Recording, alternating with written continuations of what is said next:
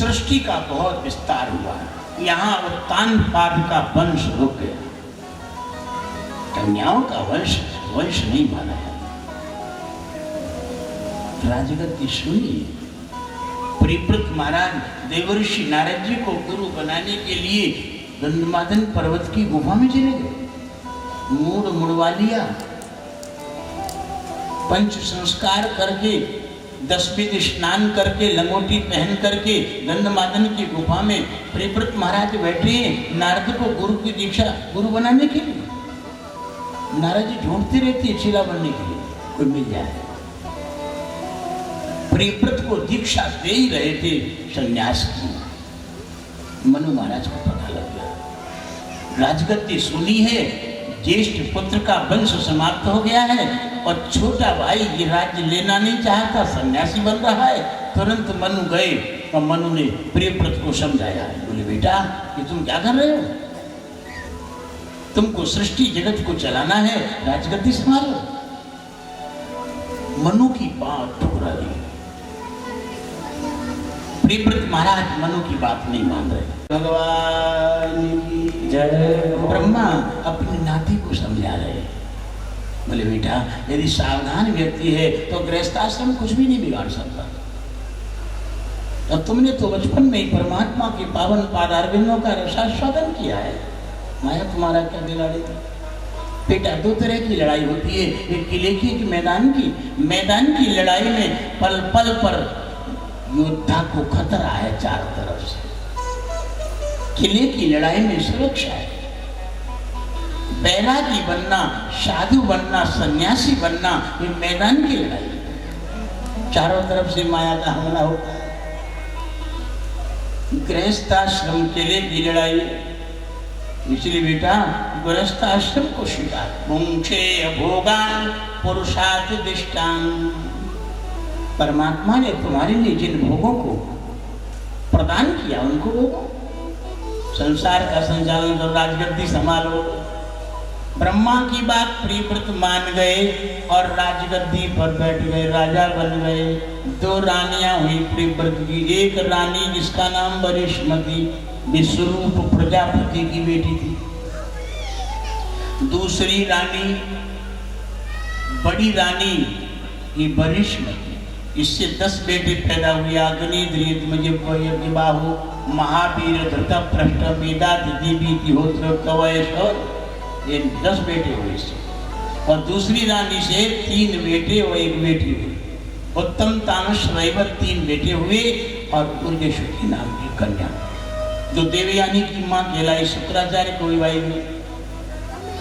परिव्रत महाराज ने 11 करोड़ वर्ष तक राज्य किया। महाराज कितना? 11 करोड़ वर्ष तक। पृथ्वी आदि सूर्य से प्रकाशित होती थी, आदि अंधकार में रहती थी। परिव्रत को अच्छा नहीं लगा। महान योग बल से उन्होंने अपने अंदर सूर्य जैसा तेज धारण करके रथ पर सवार होकर के विपरीत दिशा में रथ चलाया।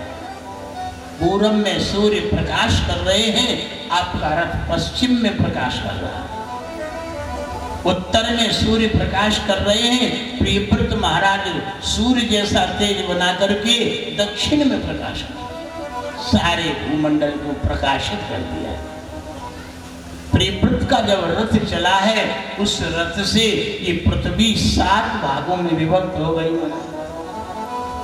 7 द्वीप बन गए, एक द्वीप दूसरे से दूना दूना बना है।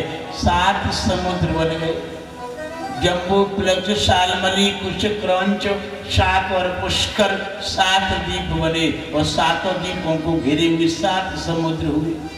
1 लाख योजन का द्वीप जम्बू द्वीप बना, उसके बाद समुद्र 1 लाख योजन का, फिर प्लक्ष द्वीप 2 लाख का, कुशक द्वीप 4 लाख का, 8 लाख 16 लाख 32 लाख 64 लाख योजन। एक द्वीप दूसरे से दूना दूना। उनमें से 10 बड़ी रानी के बेटे हुए थे, 3 बेटे तो योगी बन गए, ऊर्ध्वरेता सिद्ध पुरुष हो गए, और 10 बेटे बचे, उनके लिए एक एक द्वीप का मालिक बना दिया है। जम्बूद्वीप जिसमें आप लोग बैठे हो, इसके आग्नेत्र राजा बलि महाराज, इनकी शादी नहीं हुई। प्रियव्रत महाराज ने 11 करोड़ वर्ष तक राज्य किया, पितरों को राज्य देकर के जंगल में तपस्या के लिए चले गए, आत्मा का साक्षात्कार किया, भगवान में प्रवेश पाया है। ध्यान देना, जितने राजा प्राचीन काल में हुए हैं, चौथे पनई जाए नृप कानन, ये नियम है। चौथी अवस्था परमात्मा की प्राप्ति की है, संसार में फंसने की नहीं है। प्रियव्रत साक्षात्कार को प्राप्त हो गए, उनके बेटा आग्नेत्र जम्बूद्वीप के राजा बने।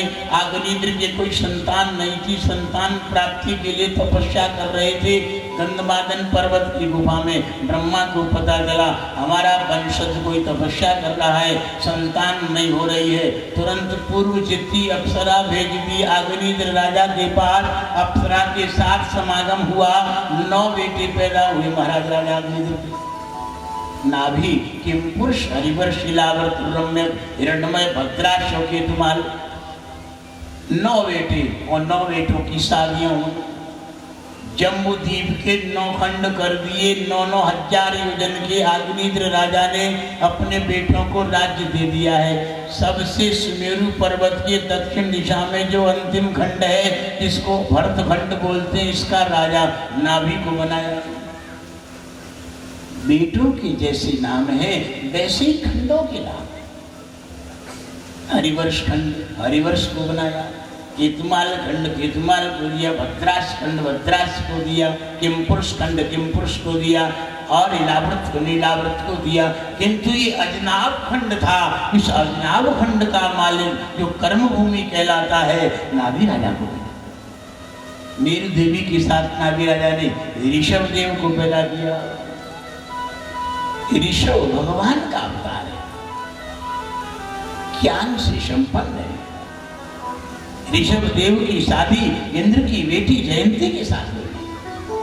ऋषभ देव ने जयंती के साथ 100 बेटे पैदा किए, उनमें से 81 ब्राह्मण हो गए, 9 योगेश्वर बर गए।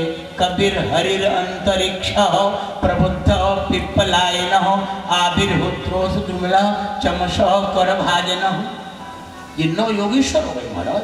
अव्याहत गति इनकी, आकाश मार्ग में उड़ने वाले, अंतर ध्यान होने वाले, प्रकट होने वाले दिव्य ज्ञान संपन्न महात्मा हो गए। और उनमें से बड़े बेटे थे ऋषभ देव के, उनका नाम भरत था, उनको राज्य दिया ऋषभ देव। जब जाने लग गए आत्मानुसंधान के लिए, उसमें सारे बेटों को बुला करके ऋषभ देव ने दिव्य ज्ञान दिया है महाराज। एक बाप अपने बेटों को क्या समझाता है अलविदा होते समय? आप लोग भी बाप बने बैठे हो, जब दुनिया से जाने लगोगे तो अपने बेटों को क्या समझाओगे? बाप का क्या कर्तव्य है? बाप यही समझाता है कि फलाने से इतना ब्याज लिया, उसका ले लेना, उसको दिया उतना दे देना, इतनी जमीन ऐसे बनाई, इसकी ऐसी सुरक्षा। ये बाप का लक्षण है। सच्चा बाप वही है, अपने पुत्रों के लिए ऋषभदेव के समान शिक्षा देते। ऋषभदेव अपने प्यारे पुत्रों को माध्यम बनाकर के सारे ब्रह्मावर्त क्षेत्र की प्रजा के लिए ज्ञान का उपदेश दे रहे हैं। क्या कह रहे हैं? नायम देहो देभाजाम नृलोके कष्टान कामान नरते विभुजामे तपो दिव्यम पुत्रकाये न सुद्धे यस्मात् ब्रह्म सौख्यम तुनंतम। बोले मेरे प्यारे पुत्रों, ये मनुष्य शरीर जो मिला है, ये भोगों में बर्बाद करने के लिए नहीं मिला है। दुनिया के जितने भोग हैं ये तो दुखों के घर हैं, दुख ही दुख इनसे निकलते हैं। गीता में आया है, एहि संस्पर्शजा भोगा दुख यो नये एवते आद्यंतवंत कौन्तेय न तेषु रमते बुधा। प्राणी पदार्थों के संपर्क में आने पर जो इंद्रियों के भोग हैं, ये सारे के सारे भोग दुखों के घर हैं, दुख ही दुख निकलते हैं। बुद्धिमान पुरुष इन भोगों में रमण नहीं करते। वही ऋषभदेव कहते कष्टान कामान अर्रते विभुजामे। ये दुनिया के जितने भोग हैं ये सब गुड़ चोपड़े भाटा हैं, गुरु जी महाराज कहा करते थे, राजस्थानी संत थे, गुड़ चोपड़े भाटा।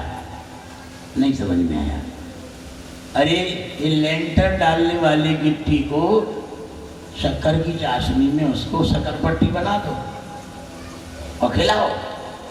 जब तक शक्कर का कोट चढ़ा हुआ है तब तक वो मीठा लगेगा, और जैसे गिट्टी निकल पड़ेगी और उसको दबाओगे तो दांत टूटेंगे, और अंदर निकलोगे तो आंखें फट जाएंगी। मरना दोनों तरफ से है। दुनिया के जितने भोग हैं, ये भोग हमारे शरीर का विनाश करते हैं, शक्ति का नाश करते हैं। भोगों से क्या होता है? भोगों से दो काम होते हैं, ध्यान देना। शक्ति का नाश, शक्ति का ह्रास और वस्तु का नाश, ये भोगों का परिणाम है। जब जब जीव ने भोग भोगा है तो शक्ति घटी है उसकी। बात सही है कि गलत है? शक्ति का ह्रास हुआ है और वस्तु का नाश हुआ है। किसी भी वस्तु का तुम भोग भोगोगे उसका विनाश होगा। भोगा न भुक्ता भय में भुक्ता। ये भोग तुमने नहीं भोगे, भोगों ने तुमको भोग लिया। गोविंदाय नमो नमः। आंख गई, आंख का भोग भोगते भोगते कान गए, कान का भोग भोगते भोगते जीभ गई, जीभ का भोग भोगते भोगते शरीर धराशायी हो गया। ऋषभ देव कहते, मेरे प्यारे पुत्रों, ये मनुष्य शरीर भोगों में बर्बाद करने के लिए नहीं है। काय के लिए? बोले तपो दिव्यम पुत्र कायेन सत्वम। मेरे पुत्रों, तुम तपस्या करो।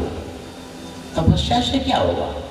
बोले शत्रुगुण, शत्रुगुण का प्रभाव तुम्हारे अंदर जागृत हो जाएगा। शत्रुगुण शत्रु होगा, तमोगुण रजोगुण नष्ट होगा।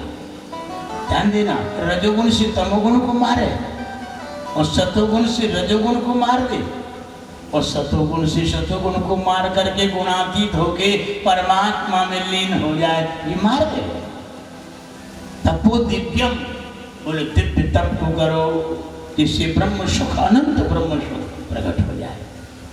आगे कहते हैं, बोले प्रीतिर्न यावत् मयि वासुदेवे न मुच्यते देह योगेन तावत्। ऋषभ देव कहते हैं, जब तक मुझ वासुदेव में प्रेम उत्पन्न नहीं होगा तब तक देह बंधन से जीव छूट नहीं सकता। आगे और क्या बात कही?